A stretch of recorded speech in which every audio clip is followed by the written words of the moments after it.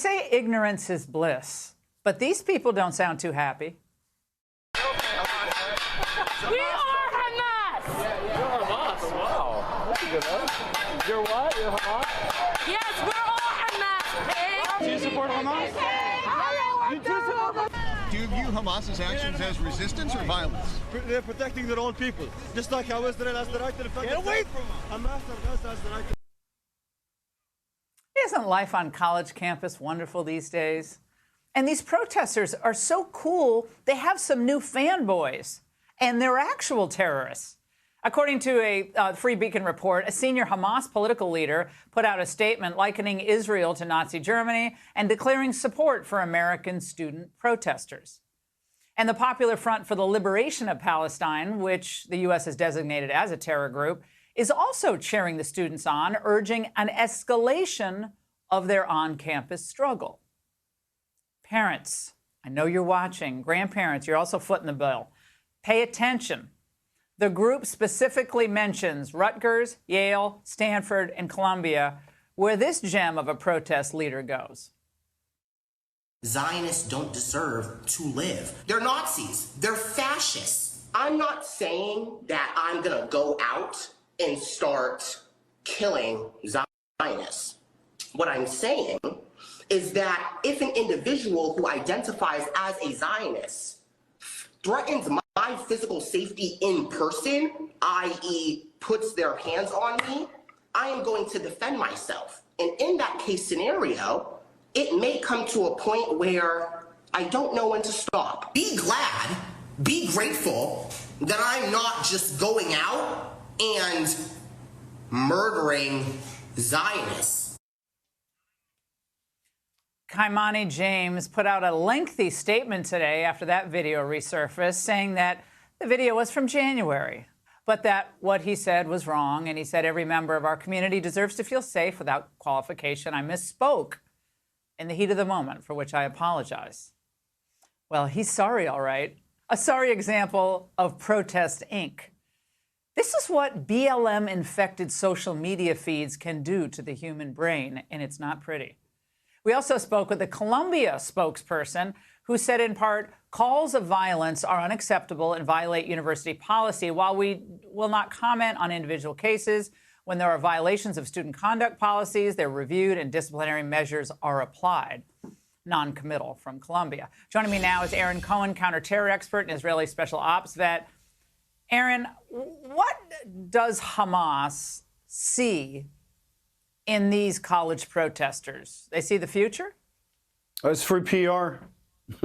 It's a free marketing ticket. This is, I think this is the best way to put it, Laura. What you're seeing right now is a systematic indoctrination through these protests, this radicalization, very similar to the BLM format that you saw, which makes me want to say, hey, it's time to start looking at where the money's coming from. There's counterterrorism red flags going off everywhere in my head right now. Everything that this, first of all, he's wearing his keffiyeh wrong. That tells me that he has absolutely no idea what the core root of what he's even talking about. It seems a little all over the place. There's a brainwashing that's going on, Laura. It's happening en masse and unfolding across these campuses. The danger here in the red flags, in my opinion, is the effect that it has for the lone wolf actors who may want to carry out violence. The only direction this goes, Laura, is up. When you've got this rhetoric getting fed through that iPhone, literally fed through that iPhone with no real context of what Hamas is, obviously, because they're calling for, because of all the rhetoric and the incitement, not just towards the Jews, Laura, but towards Israel. This is the same type of indoctrination, Laura, that was used by Sheikh Ahmed Yassin, the spiritual founder of Hamas, who we assassinated in 2004, because we understand how dangerous it is. And it's only going to get worse on these campuses, and NYPD can come out and say, hey, everything's peaceful. Well, just wait, just wait. Things are getting very tense at Columbia, we understand right now. We're going to continue to monitor that and bring any reports. Aaron, obviously, we all defend and support free speech rights on campus. But when speech morphs into incitement, and I mean real incitement, or you end up blocking with protests the exit and entry of just normal students who want to go to class, it's completely unacceptable. And there's a reason why these terror groups seem to be pretty happy today that this is happening on campus. I want to show a former Princeton student photos that were snapped at an anti-Israel encampment there. Now, you see students holding the Hezbollah flag, Aaron. Where does one even get those flags? Do they even know what they're holding? Well, the only place I'm familiar with being able to get one of those flags, Laura, is off a dead Hezbollah terrorist. So I don't know if there's a secret website on Etsy where these green bandanas from Hamas, by the way, which say Khat al-Mut, which means to the death.